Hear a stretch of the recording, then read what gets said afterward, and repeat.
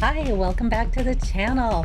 Hey, I'm really excited about today's episode because I am going to be talking about some concepts in Chinese medicine, and I think I finally figured out how to explain the whole concept in just one episode.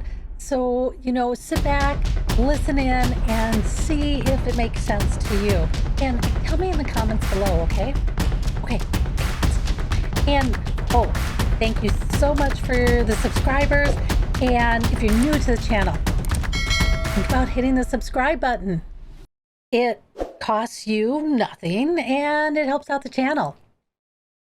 So today, what I'm going to talk about is, have you ever wondered if you were experiencing heartburn or a heart attack? And if you haven't, you're probably younger, and so you got some opportunity in front of you, okay?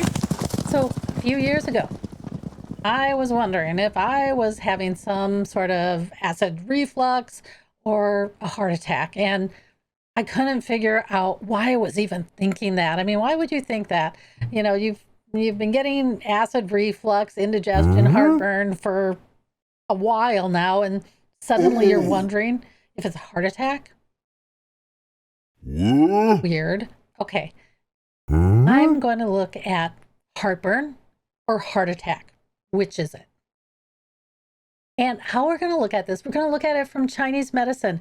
How did you get to that point where you're thinking, am I having a heart attack?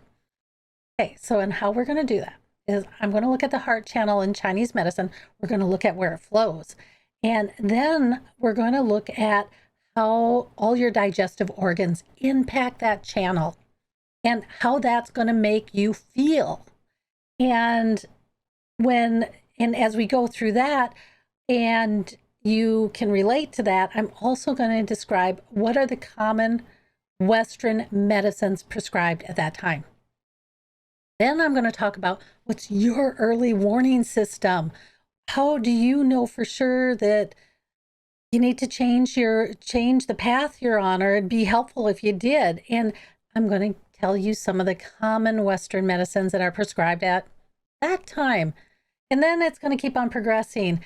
And we're going to talk about high blood pressure and how that feels in your body and some of the common medications prescribed at that time. And after that, we're going to be moving into the heart attack zone. So then we're going to look at some real life examples. So it looks like 6 major categories that we're going to cover. And so let's get started with this. So, I was thinking I was having a heart problem, and, it's really frustrating when you go to your doctor and say things like, I think I'm having a heart problem, and nothing happens. I had an EKG. It looked fine, but I really thought something was wrong, and that's something that needed attention. I was obese, I was exhausted, and I was feeling pretty sick. And, sure, I'm a holistic healthcare provider, and you would think I would have the perfect health. Yeah, but my life's not that perfect. And sometimes, life happens and your health, it gets forgotten. And that's what happened to me. I don't know if that's ever happened to you guys, but that happens to me more often than not. And there's one other thing that I learned in clinic treating people. I learned that people actually really do know what's going on in their body, even if they're just an average person, so that they don't have a medical degree. You do know that something's going on in your body. So I didn't discount myself, and I went back to my Chinese medical training to figure out what's going on.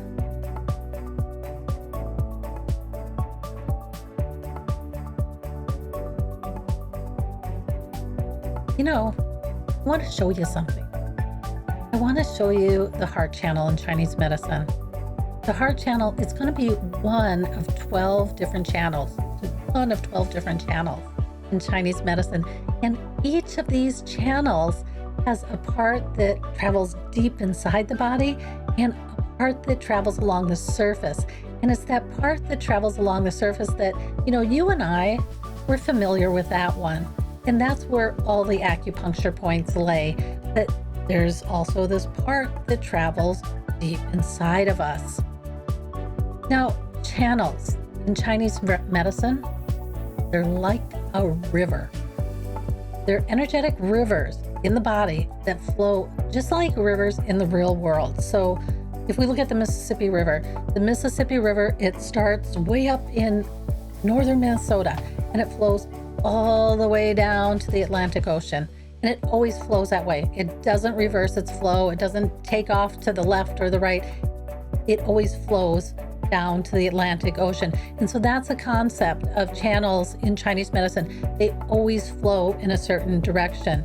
Now, there's things that can happen to the river that's going to change its flow, right? And an example would be the Colorado River. And at one time, that was a mighty river flowing into the Pacific Ocean. Today, when you get to the ocean, it's just barely a trickle because, dams and industry have consumed all the water before it reaches the ocean. Yet, here's the thing, that actual path of flow, that actual path that the water would flow in remains, even though there's nothing there, that path remains. So if it rains, the water naturally gravitates to that riverbed and that river path and starts flowing back down that river. Kind of interesting. That's going to be the same thing with your energetic channels in the body. So let's look at both parts of the channel, both parts of the heart channel. And we're going to start with the piece that's deep inside your body. And the start of the heart channel is in the heart. Now, all channels don't always start in their organ, but the heart channel does. So this channel starts in the heart and then it goes downwards and it connects with the small intestine. And so just as an aside for more information, because you just want a ton of information, the yin-yang pair here is the heart and the small intestine. So the heart's the yin pair and the small intestine is the yang pair. Always the channel will connect between the two. So here we go. It starts from the heart, goes down to the small intestine, and that's happening deep inside your body. And there's two more parts of this channel, and both of them are going to be moving upwards. And the first part, it's going to be deep in your body, and it's going to go up along your esophagus, up to where your eyes are. And then the second part that goes upward, it's going to go up, and then it's going to take a sharp 90-degree turn, and it's going to go to your armpit.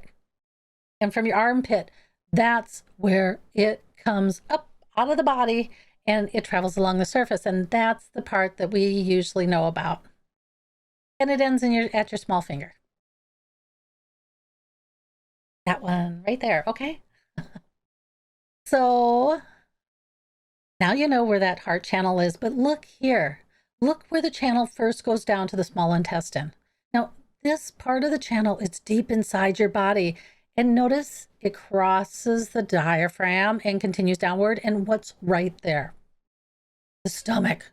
And to the side of the stomach is the gallbladder and the bile duct. And then you have the pancreas there. So this heart channel, it's going right between all these digestive organs.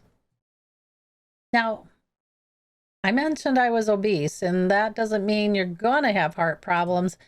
But if you're obese and then you add in things like gas, bloating, constipation, diarrhea, gallstones, diabetes, all of that is about changing the health of the energy flowing through your body, right? And as you get more and more of these things, you get more fatigue because you have less energy, you have a hard time sleeping. There's all these things that happen along with this. But those changes, they're all happening right there at the diaphragm, right on the path of the heart channel. So, if anybody's gone through this process of unhealthy weight gain like me, raise your hand. Okay.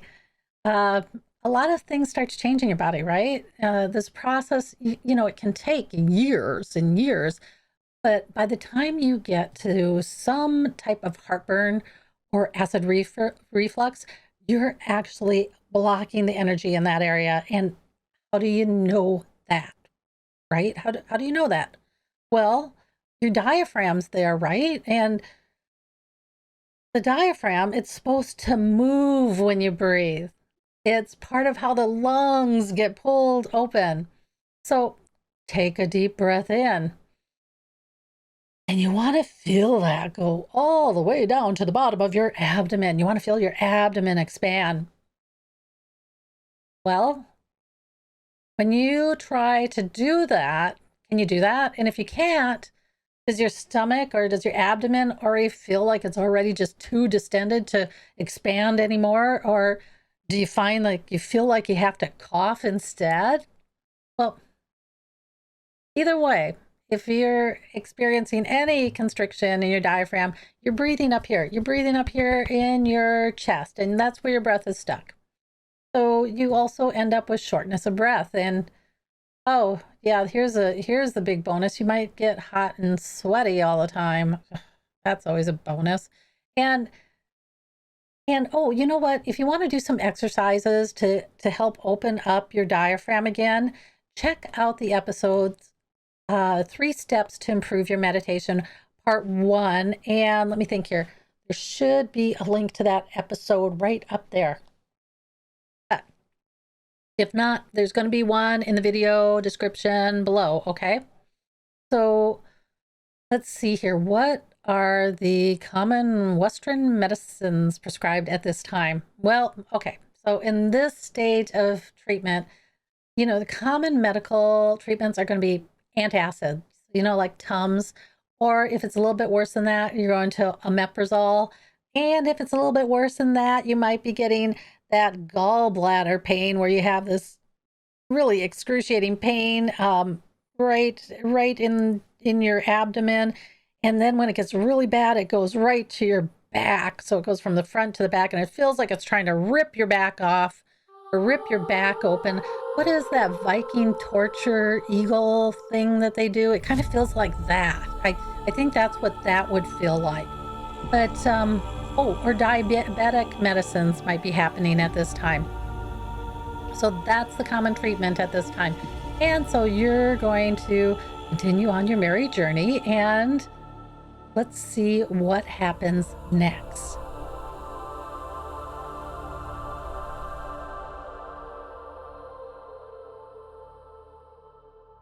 Let's go back to the analogy of the river. What you've been doing is you've been building this really nice dam on the lower fork of the river. So the energetic water is starting to back up behind the dam, and it's flooding, okay? And as this dam gets bigger, the heart starts to beat stronger, right? Because it's still got to get that energy flowing through your body. So it's going to try and push the energy out of your heart through the channel to where it needs to go. And being that you're building a dam, it's going to beat harder. And with that, you start to feel the sensation of your heartbeat, right? Because it's beating stronger. And then every once in a while, it's like it hits this point of confusion where it goes into some sort of weird, rapid, pulsing kind of thing. Like when you see a dog shaking off water. And here's the thing, your body knows what's going on.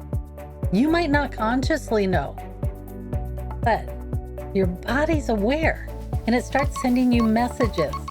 And you might find that you're feeling more nervous or anxious, and that's your body asking you to listen.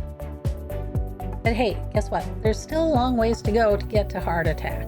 What's the common medication that's prescribed at this time? Well, Xanax, you know, anything for anxiety.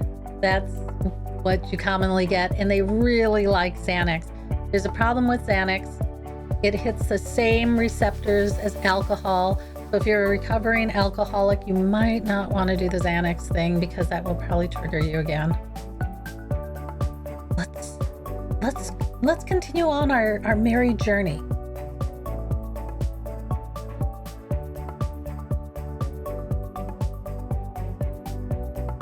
The lower part of the dam or the lower part of the channel is restricted, right? Because you're building a dam across that. And so it's backing up and the energy has to go someplace. So usually it first tries to go up into the head. And here's where people start to feel high blood pressure. And for them, it feels like their head wants to pop. And there's this trapped tightness in the back of the neck at the base of the skull that you just can't shake. And that's just too much energy going up to the head. And when it gets up there, there's just not a big enough channel to allow it to flow back down. And you do that over and over time, you know, you start packing in more and more energy and less can come out. That's where you start to get that tightness and the sensation of high blood pressure. Now, that is where I really like, I have an episode out here on considering a neck massager, thoughts on what to buy. The last pillow in that episode, I really like for that sensation of your neck being tight and trapped back here.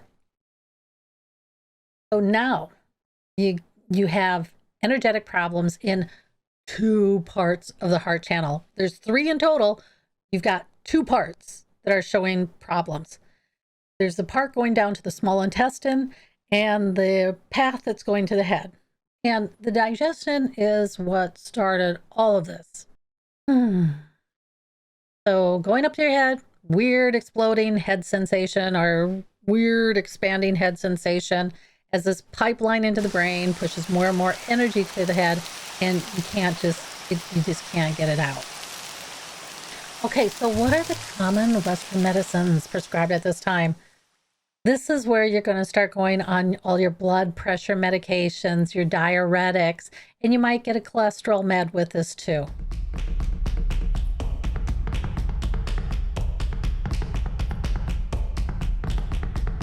Wow, look at that. Isn't that neat? You are getting a nice cabinet of medications, and you've been able to block 2 of the 3 paths of the heart channel. You just need to block the last path of the heart channel, and then you get to have a heart attack. Okay, so we've blocked 2 of the 3, right? There's one last part of the channel, and that's the part that goes to the arm. That's when you start to get that arm pain every once in a while. And sometimes you even get to have some chest pain. And that's when you start to wonder if you're experiencing heartburn or a heart attack. And you're actually right in wondering that. And at this point, there could be a whole bunch of different medications that are prescribed, just depending on, you know, what's going on with you. Oh, wow, huh? And all this started with eating. And that eating caused inflammation that created heartburn. You know, I have an episode out here using Chinese diet therapy to stop heartburn naturally with common foods. So if you want some quick hitter on ideas on how to reduce that inflammation that caused your original indigestion, check that episode out. Again, should be a link, hopefully right up there. If not, guess where it's going to be? It's going to be in the video description below.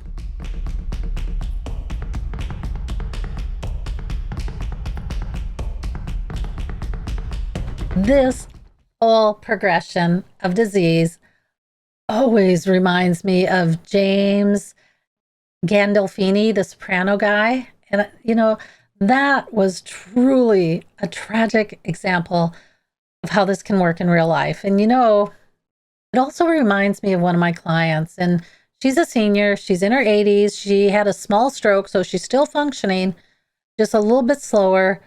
And she followed this traditional path of managing this group of symptoms. All those medicines, they covered the symptoms, right? They didn't fix them, because if they fixed it, you wouldn't be taking those medications anymore, would you?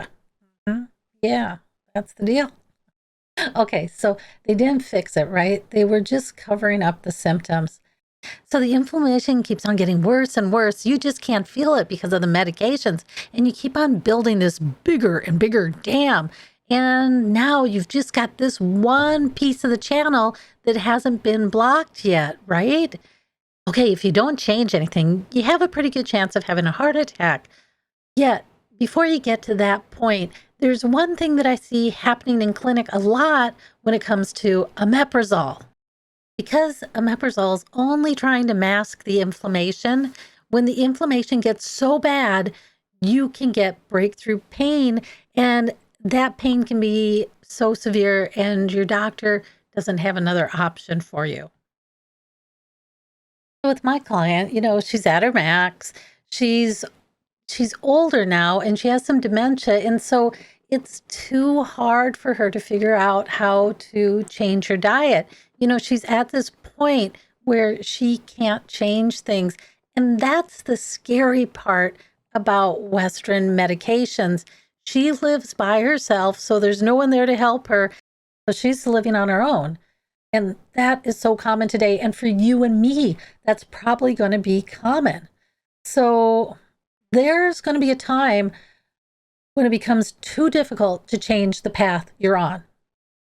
So if you want to learn more about the secret personality of foods and the temperaments of foods so that you can make daily food choices capable of healing yourself and your family, go out to my website. The link should be right here. If not, it'll be in the video description below. But go out to my website, get your name on my waiting list for my next food intensive that will give you the skills to last a lifetime. Okay, you guys, until next time, I'll catch you on the other side.